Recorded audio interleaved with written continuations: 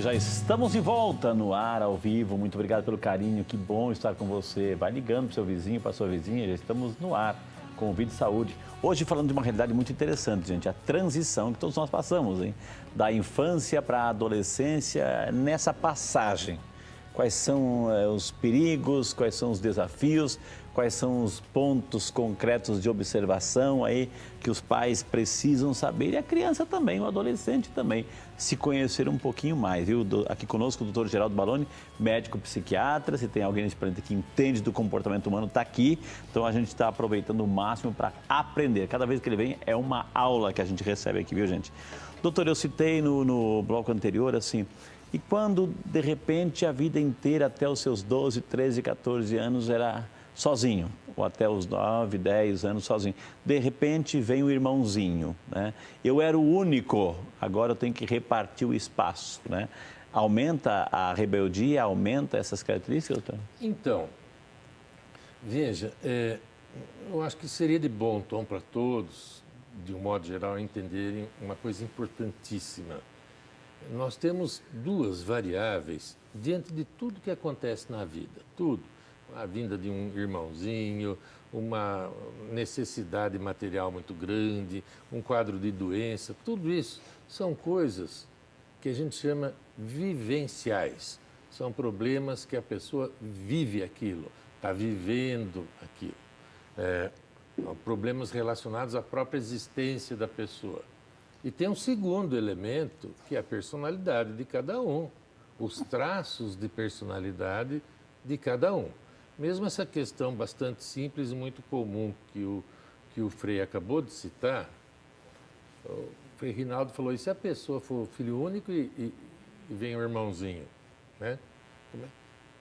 Olha, veja bem, aqui envolve uma questão existencial ou vivencial, eu vou ter que dividir minha atenção, meu espaço com mais alguém, e uma questão de personalidade, essa questão de ciúme, de raiva do irmão, qualquer coisa assim, tem uma relação extremamente importante com a personalidade de cada um.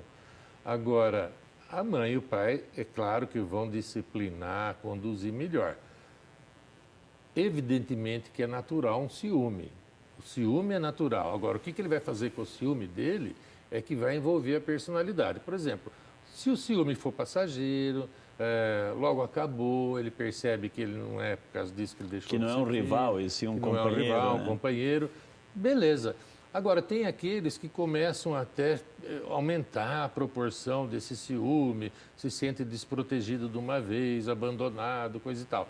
Aí é uma questão afetiva do adolescente, da pessoa. Aí realmente precisa um cuidado um pouco maior, por quê? Porque a reação vivencial dele, ou seja, a reação emocional a esta vivência, não é normal. Entendi. Não vou falar que é patológico, mas vou falar que é não normal, quer dizer, é desproporcional. Então já não é tão normal. Ali a gente viu na reportagem assim, a minha mãe é minha amiga, eu conto tudo, eu falo tudo, né? Em partes, a gente sabe disso. Muitos adolescentes, doutor, assim, têm essa mania de se isolarem, se fechar no quarto, não ter acesso, não dar o acesso, não dar abertura. Como é que o pai e a mãe podem entrar nesse universo aí interior, doutor? Eu acredito até que essa postura, isolamento social, no caso familiar, de se trancar no quarto, ele reflete uma sucessão de eventos que não são corretos. Como, por exemplo, isso foi copiado do modelo norte-americano. Deixar claro para a criança que aquele espaço é dela. Não, aquele espaço não é dela. Aquele espaço que é o quarto em si é uma dependência da casa, que é de todos. Olha que dica interessante, hein? É uma dependência da casa. Ela está habitando aquele dormitório. Então, aquele dormitório, porque, veja bem, tanto não é da criança e do adolescente, porque daqui a pouco reconfigura a casa, ele muda de quarto. Então, não era dele. Outra coisa, os pais, proprietários da casa, têm que ter trânsito livre na casa que é deles. Não vou entrar no quarto do meu filho. Para pouco. Opa. Você está ensinando a criança a ser um adulto refratário a qualquer um. Aqui você não entra. Não é assim que funciona o mundo, né? Eu tenho que visitar o quarto da minha casa onde meu filho está dormindo. Então, esse isolamento que tem, primeiro, pode ser um mau hábito, que eu acabei de falar. E pode ser também, agora já não é um mau hábito, mas seria um quadro depressivo onde a criança não tem ânimo, não tem interesse, não tem prazer, não tem disposição para contactar ninguém. E como realmente ele está numa angústia muito grande, provavelmente ele vai falar que tem angústia, aí entra outro erro social e cultural. Alguém vai falar, mas por que você está assim? Tem tanta gente em pior situação que você e não tem isso? Vocês não acham que isso daí é uma espécie de frescura, uma coisa assim, uma fragilidade, uma fraqueza emocional? Nada disso. Às vezes a pessoa está desenvolvendo um quadro afetivo próprio da adolescência, com depressão, e o que você pode fazer como pai e mãe é acolher a criança nesse problema dele, o adolescente. Então, o que ele está trancado no quarto, por quê? Aliás, a diferença da psiquiatria é essa, viu, Frei? Por exemplo, se a pessoa não come, culturalmente todo mundo fica impressionado. Meu filho parou de comer, não sei quem parou de comer. Claro, o comportamento é importante. Para a psiquiatria não é tão importante isso. Para a psiquiatria é mais importante saber por que ele parou de comer. Qual é o sentimento que está atrelado a isso? Então, por exemplo, o menino está trancado no quarto, por que ele está trancado no quarto? Qual é o sentimento? Ele está com um sentimento de tristeza, um sentimento de afastamento, um sentimento de estar sendo excluído, um sentimento que ninguém compreende ele. O que motiva ele a ficar trancado? Isso a gente só vai saber se conversar com o menino. Exato. Não é? Doutor, e quando a gente sabe que a importância do pai, da mãe, nessa fase, na formação, as bases da personalidade, dos valores, dos princípios, da cidadania, enfim. E quando um deles não está, né? Quando um deles não está.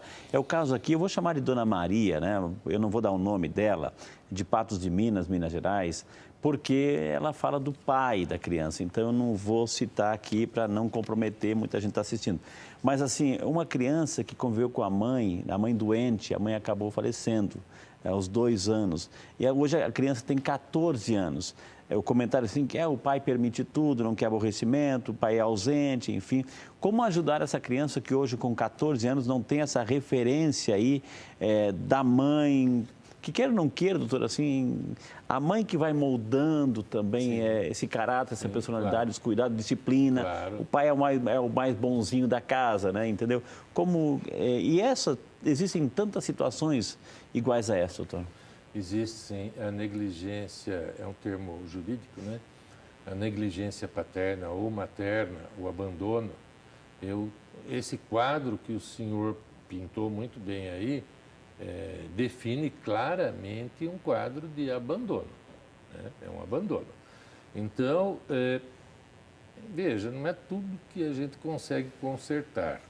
Claro que a boa vontade e acolhimento dessa pessoa, mas o adolescente já está numa faixa etária que ele tem autonomia.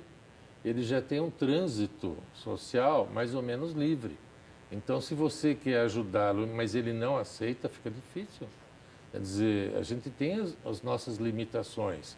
Agora, evidentemente, é tudo aquilo que nós conversamos até agora. O pai, ele é ausente, omisso, permissivo, porque é mais fácil, né? E vai dar alguma zebra, quer dizer, vai acontecer alguma patologia nessa pessoa? Eu não sei, que agora aqui, neste caso, nós vamos depender muito do fator genético.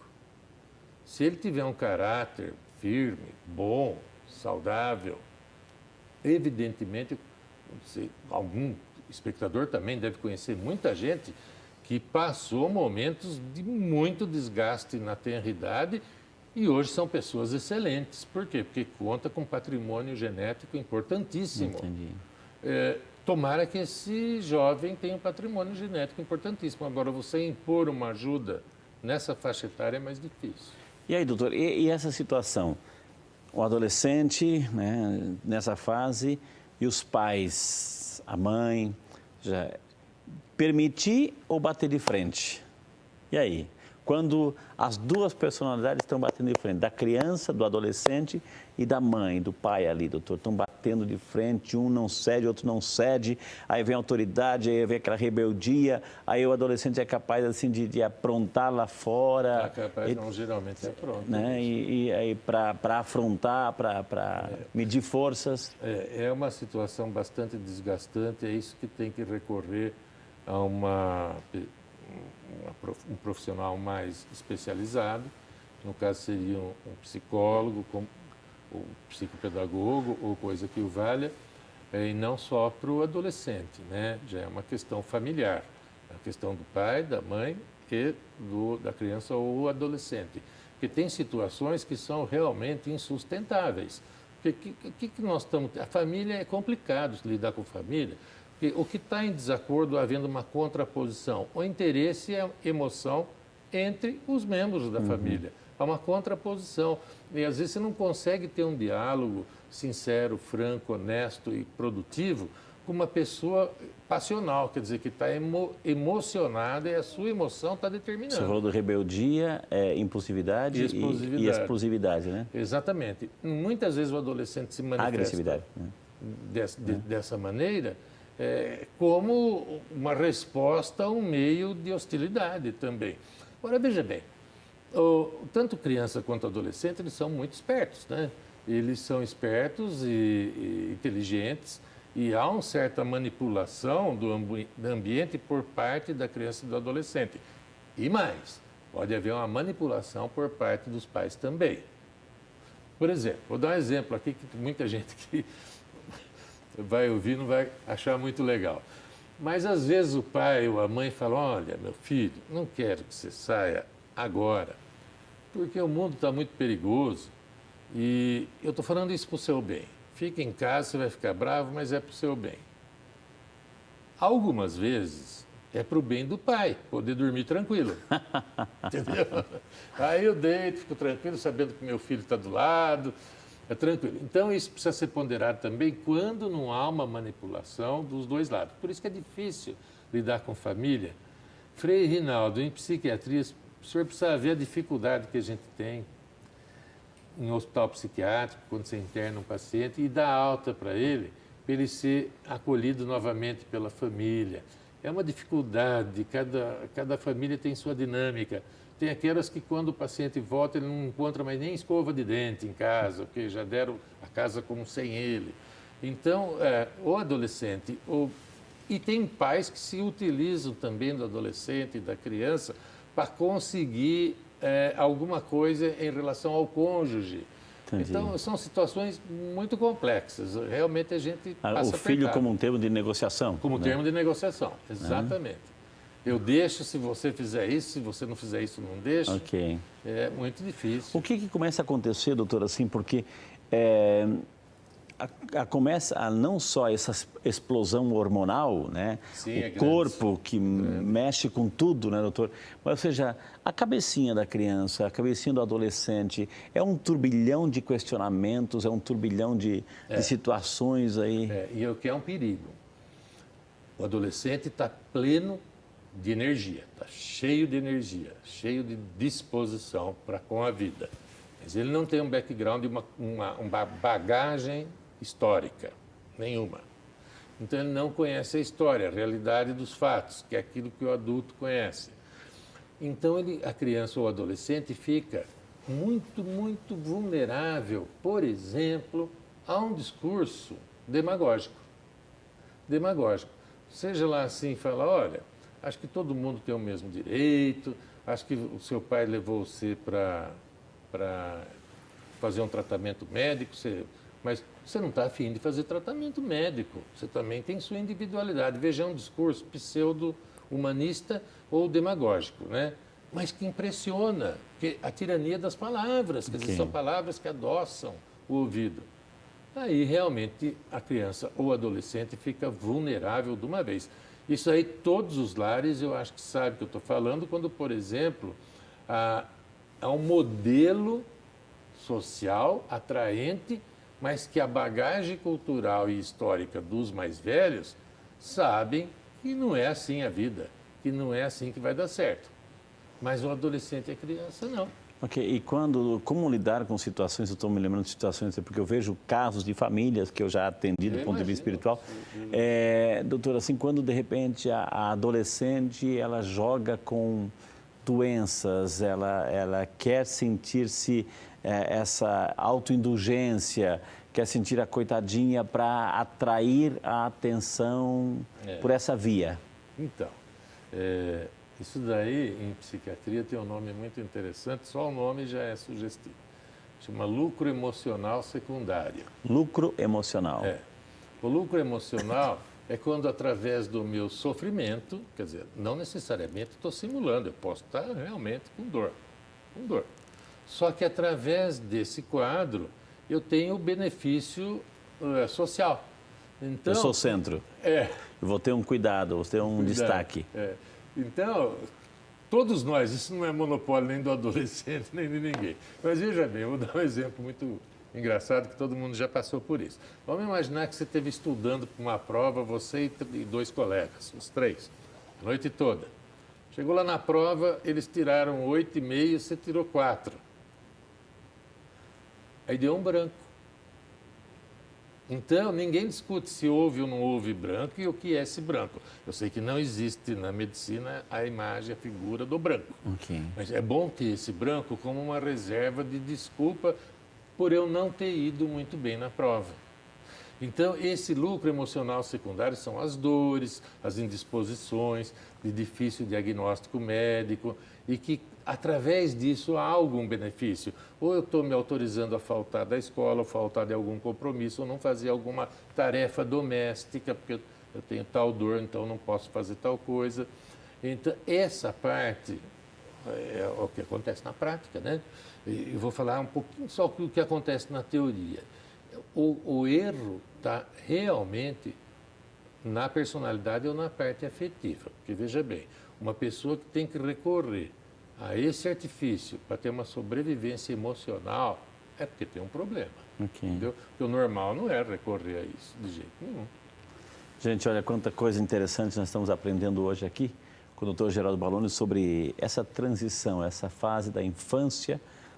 E como lidar com essa questão, assim, doutor, que é um universo que todos nós já passamos, que os pais já passaram, essa questão hormonal, ou seja, de repente, assim, o pai já não tem tanta coragem de repente, pegar a filha no colo, etc. Exato, tem todo, assim, há um abismo, um abismo, exato. Assim. Abismo, daí o marido vai assim, olha, vai você para a mãe, ou seja, entendeu? Como lidar com isso, como trazer a beleza da vida, o natural, trazer, integrar nessa transição. Isso é uma coisa que distancia, né, os pais do adolescente.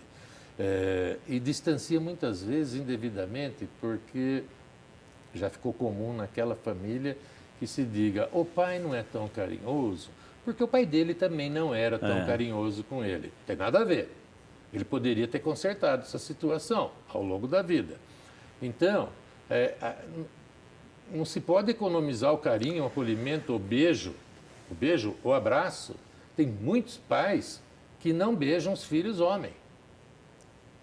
Eu acho uma coisa mais natural do mundo. Né? Uma bobagem muito grande. Então, essa proximidade vai facilitar na hora de bater um papo mais sério, que envolva, por exemplo, a sexualidade e todos os seus problemas, né? Que são as doenças sexualmente transmissíveis, a gravidez precoce, o uso de drogas. É importantíssimo você ter essa proximidade. É óbvio que é mais cômodo. Eu estava atendendo um paciente, claro que a gente fala o milagre, mas não fala o santo, né? Era o seguinte, o menino, novo, devia ter uns 9 anos por aí. Só. E numa parte da conversa eu falei assim, vem cá, então você conversa bastante lá na sua casa, com seus pais? Eu converso bastante com a minha mãe, converso bastante. Vem com o seu pai.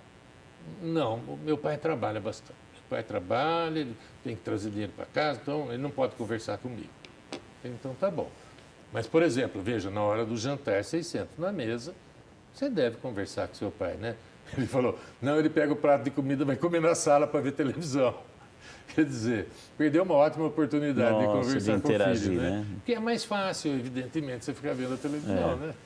Gente, olha, eu vou chamar um intervalo, mas as nossas dicas literárias para você, viu, gente? Aqui, vamos mostrar aqui o Deus é Jovem, né? Tradução do Padre Joãozinho, o autor é o Papa Francisco, Deus é Jovem. O Padre Joãozinho, nosso grande amigo, traduziu. Aqui está aí para você uma dica de leitura do nosso Shopping Católico. Esse é um, vou colocando do ladinho dele, o outro aqui é o nosso Espiritualidade do Jovem, né? Quem eu sou e quem desejo ser. Está aqui, ó, né? Deus é Jovem, Espiritualidade do Jovem. Tudo a ver com o tema de hoje, viu, gente? Tudo a ver com o tema de hoje, para você também inspirar, dar de presente aí para o seu filho, adolescente, jovem aí, e mostrar que esse rosto de Deus, um Deus jovem. E com essa dica de leitura, vamos chamar o nosso intervalo, porque na sequência, é claro, o doutor falou assim de transtornos, tem alguns transtornos alimentares, algumas irregularidades. Vamos perguntar, vamos entender um pouquinho o que é. E temos uma matéria também muito especial para você. A gente volta já, só para você.